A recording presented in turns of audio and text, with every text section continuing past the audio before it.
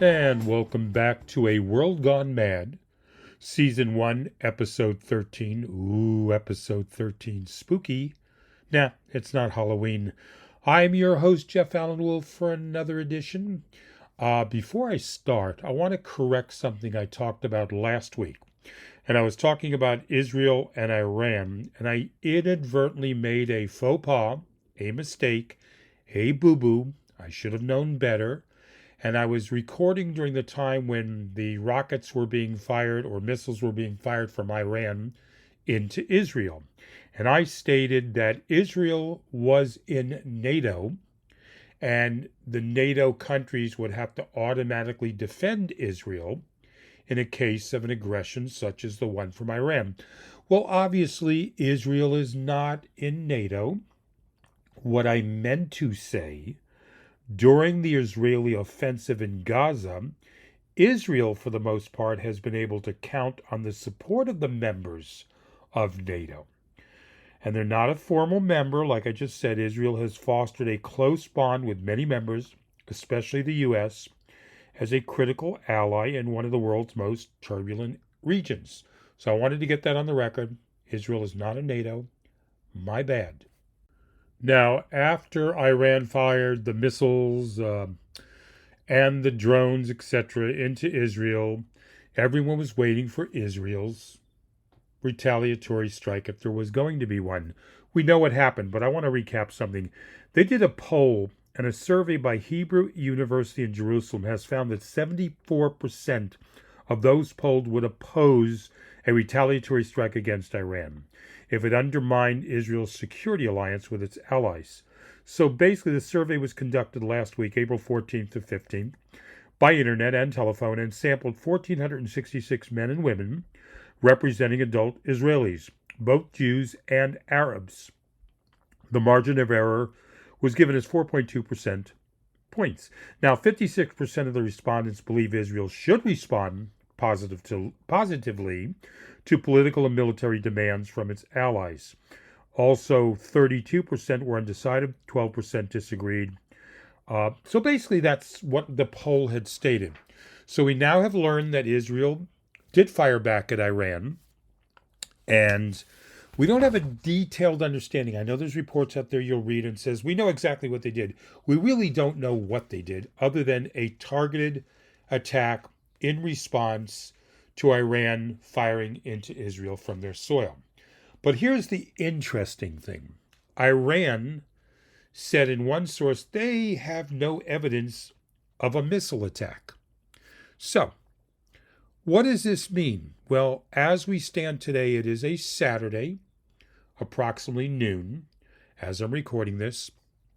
When you get this podcast Tuesday morning, some things may have changed, but right now, Iran basically saying, nothing happened, so no response needed. Are we winding down?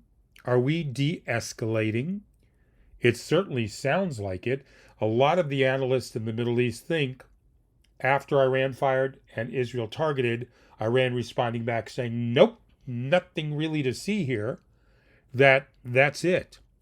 If that's the case, then the people of Israel and Iran and people in that region can breathe easier, and we, the world, can take a collective sigh of relief as we stand now. So let's see in 24 to 48 hours if anything changes. So what do you think? You, the listeners, the Wolfpack listeners of this show. Do you think we're done for the moment? I'm not talking about future, but do you think we're done? That was it? And it's contained, or something's coming? Because remember, Iran said they would attack immediately back. They haven't. We'll see what happens. In other related news, U.S. vetoes Palestinian attempt to gain statehood at the United Nations. 12 members of the Security Council had voted in favor of the resolution to make Palestine a state, while two countries, the UK and Switzerland, abstained, and the U.S. vetoed it. Now, the Palestinian Authority President Mahmoud Abbas sharply criticized the U.S. veto, saying in a statement that it was unfair, immoral, unjustified, and defies the will of the international community, which strongly supports the state of Palestine attaining full membership in the United Nations. Now, Israel Foreign Minister Israel Katz praised the U.S. for vetoing what he called a shameful proposal. The proposal to recognize a Palestinian state more than 6 months after the largest massacre of Jews since the Holocaust, and after the sexual crimes and other atrocities committed by Hamas terrorists, was a reward for terrorism. So where do you stand? I don't know. I think a two-state solution is important, but I don't know. The jury is still out for me.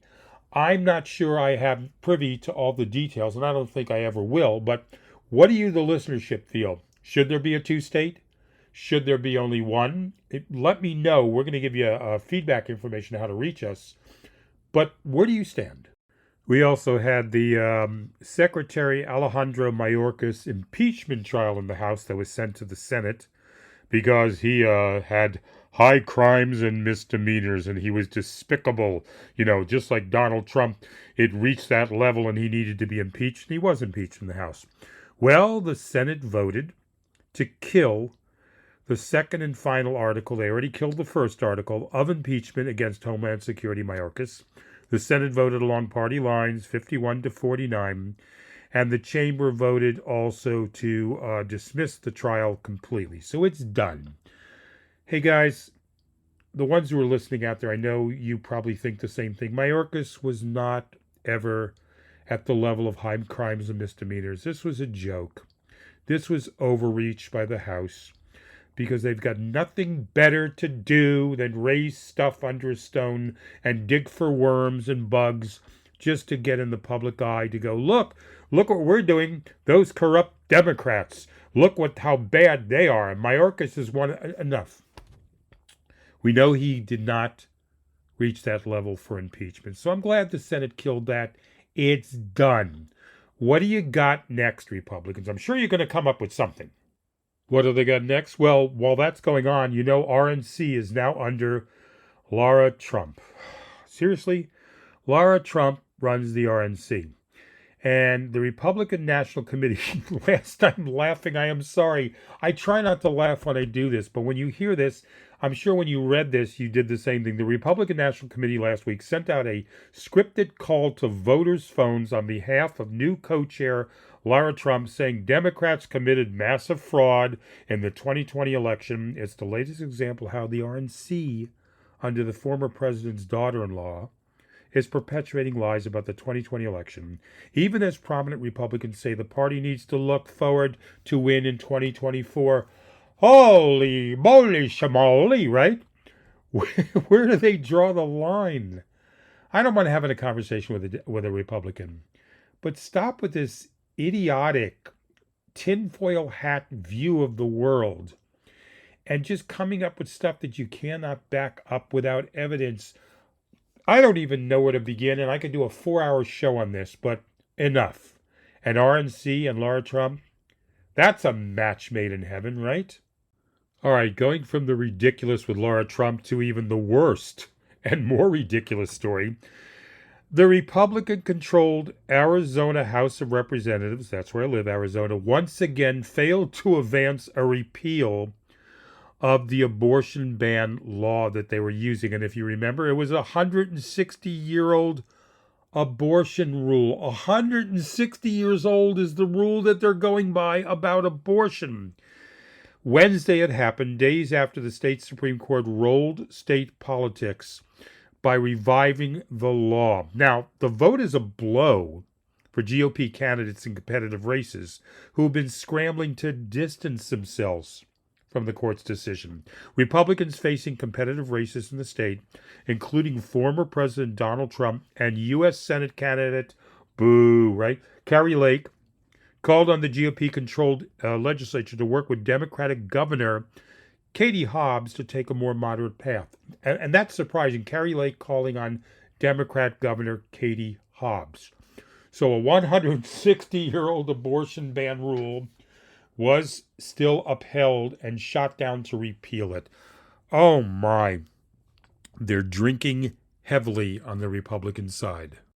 Before I take a short break, I got 2 quick stories here. And this is concerning to me on this story. The Supreme Court's conservative majority on the Supreme Court, appeared skeptical of a charge federal prosecutors have lodged against hundreds of people who attacked the U.S. Capitol on January 6, 2021. While the court's three-justice liberal wing support the charge, the conservative majority raised a series of skeptical questions about its potential scope and whether it would criminalize other conduct. Now, a decision against the government could reopen some 350 cases in which defendants have been charged with obstructing an official proceeding by pushing their way into the Capitol in 2021. The charge can tack up to 20 years onto a prison sentence.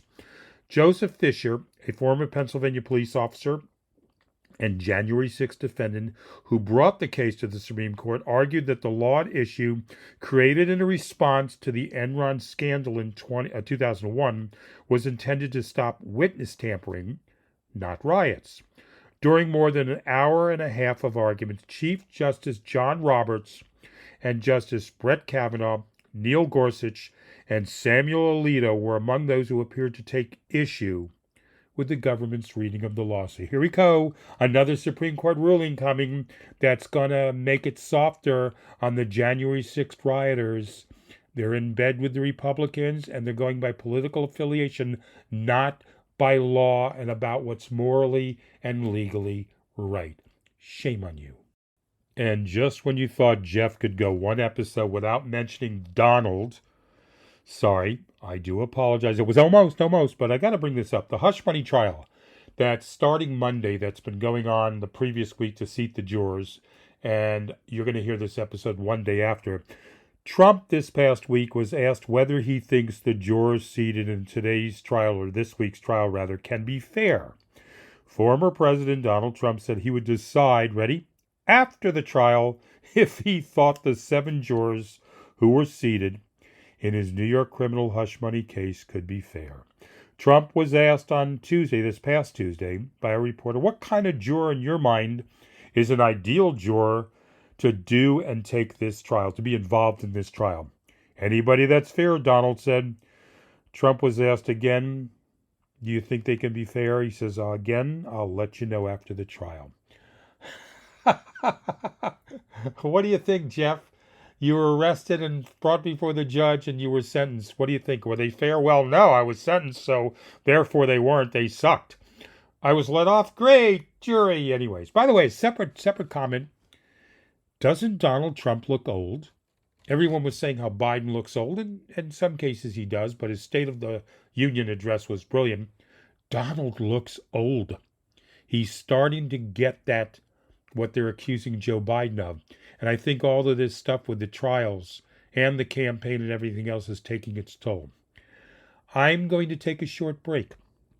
When I get back, no rant or yelling or screaming, but I'm going to talk about the Ukraine aid and the Israel aid that's been happening in the last couple of weeks to get to the point we are right now. I also want to remind you, I started a Facebook group a little over 7 days ago. We're almost at 100 members, which is pretty good in a short period of time. And the Facebook group is for this podcast, for the Wolfpack listeners of this podcast. Go to Facebook and search A World Gone Mad Podcast. A World Gone Mad Podcast. Join like-minded people like yourself who are not in love with Donald, not in love with the MAGA supporters, and want to preserve our democracy in this country. A World Gone Mad Podcast on Facebook. I'll see you there, and I'll see you when I get back. This is a world gone mad.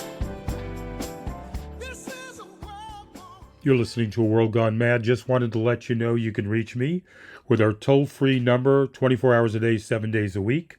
And that number is 833-399-9653, 833-399-9653. Leave your name, your age, your location where you're listening from. Don't forget to subscribe. Hit subscribe on whatever app you're on. And also rate the show and give a review. Thank you so much. Now back to the show.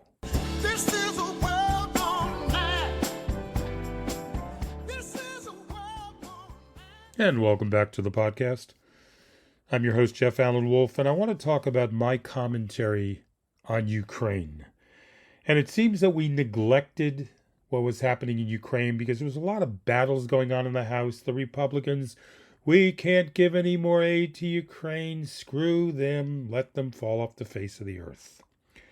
And I personally have stated in multiple episodes, Ukraine is important to stop Putin from taking over that country completely and then going, you know what, the hell with it, let's go get another country. And this time in NATO, which now grows into a bigger episode, a bigger conflagration across the world. All right. Here's something interesting. You know why Ukraine is so important and why Putin is so dangerous?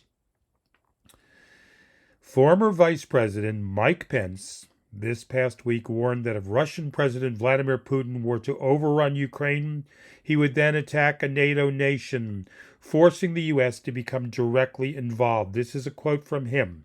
I have no doubt in my mind, having met Vladimir Putin, that if Putin were allowed to overrun Ukraine, it would not be long before he crossed the border of a NATO country where our men and women in uniform would be required to fight.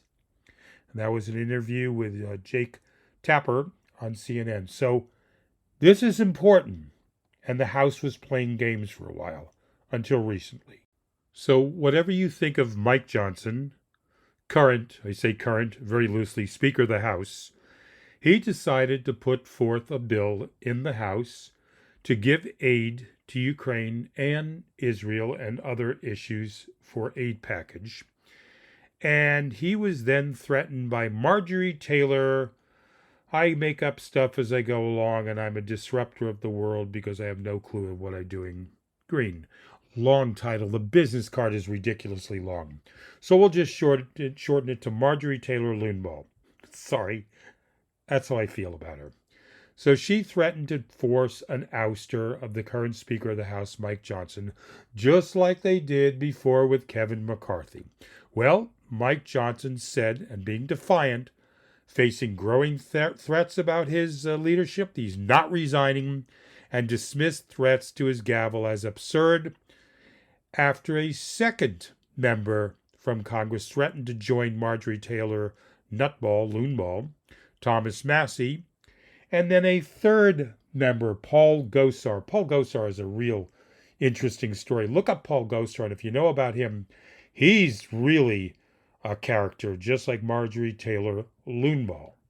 So, adding to the intrigue of the House and the speakership, because this was happening, basically he was being lobbied, Mike Johnson, the Speaker of the House, was being lobbied by his members to raise the threshold required to trigger the procedure to oust a Speaker of the House. It was, if you remember before, a single member can force a floor vote on the motion to vacate the speakership. That was part of a deal that Kevin McCarthy had to make to become Speaker last year. Well, he's being lobbied, and he is considering making the change to the process to change it from one vote where it be a higher threshold. He was considering that. And just this past week, Speaker Mike Johnson announced he will not change the procedure for removing him from the speakership based on one vote, after hardliners reacted with fury to the proposed change in the House rules and, of course, the Ukraine passage of aid. Quote from Mr. Johnson, since the beginning of the 118th Congress, the House rules allowing a motion to vacate from a single member has harmed this office and our House majority.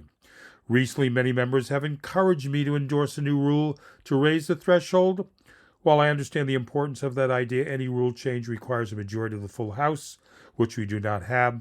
We will continue to govern under the existing rules. In other words, one person, Marjorie Taylor Loonball, can put a motion to vacate the speakership that Mike Johnson has currently. So whether you like Mike Johnson or not, I personally don't, he went ahead last week and pushed through a huge package for aid to Ukraine, Israel, and other countries and other parts of the bill, which I'll go into in a second. In order to pass that bill, because of the hardliners in Congress, he would need the help from the Democrats. Well, breaking news, you'll get it after the fact, of course, but as I'm recording it today, on Saturday, the Democrats jumped in and helped Mike Johnson pass a bipartisanship bill, And the bill basically is a three-part supplemental package, looks strikingly similar to the Senate's bill in several key areas. The bills taken together will add up to about $95 billion in aid, the same amount of the Senate bill. And basically what's going to happen is $61 billion will go to Ukraine military aid, and regional partners. $23 billion will go to replenishing the U.S. stockpiles, and $26 billion to Israel, $8 billion to the Indo-Pacific regions, according to the House Appropriations Committee. This is going to go ahead to the Senate to be passed. Part of the bill also includes sanctions on Iran, and maybe a measure that would include a TikTok ban. So kudos to pushing that through. As you know what I said, Ukraine, to support them, is incredibly important, and humanitarian aid to Israel. What do you think? Are you pleased? Finally, some relief is coming to Ukraine, which has been on hold for a month, a little over a month, where Putin was doing whatever the hell he wanted in Ukraine. Let me know. We have a Facebook group. That Facebook group is A World Gone Mad Podcast. On Facebook, A World Gone Mad Podcast. Join us, all the listeners from this podcast together, fellow people like yourself who want to preserve democracy. Looking forward to seeing you there. I'm going to take a short break. And when I come back, we're going to talk about immortality. It's closer than we think. Would you like to be immortal? Hang around. This is a world gone mad. This is a world gone mad. You're listening to A World Gone Mad. Thank you. And you could reach me by sending me an email. And the email is A World Gone Mad Podcast, A World Gone Mad Podcast @gmail.com. Leave your first name in the email, your age, your location, where you're, listening to us from, what app, etc., and any comments you have. Also, don't forget to hit subscribe. That way I can let you know when the new episode goes online. It's automatic and it's free. Also, if you can review, rate, rank the show on the app you're listening from, that helps me tremendously. I thank you for listening, whether you just joined us for the first time or have been listening for a while. I appreciate that. And now, back to the show. This is a world gone mad. This is a world gone mad. And everyone, welcome back to A World Gone Mad Podcast. I'm your host, Jeff Allen Wolf. Before the break, I was talking about the word immortality, meaning to basically live forever. Why do we die? Well, the latest on aging and immortality is from a Nobel Prize-winning scientist that attempts to explain this. Since time immemorial, humans have done their darndest to try and cheat death, okay? Today, as revolutionary advancements transform the stuff of science fiction into everyday reality, are we closer to extending our lifespan or even, perhaps, reaching immortality? The new book by Venki Ramakrishnan, Why We Die, looks at cutting-edge efforts to extend lifespans and the ethical costs of those attempts.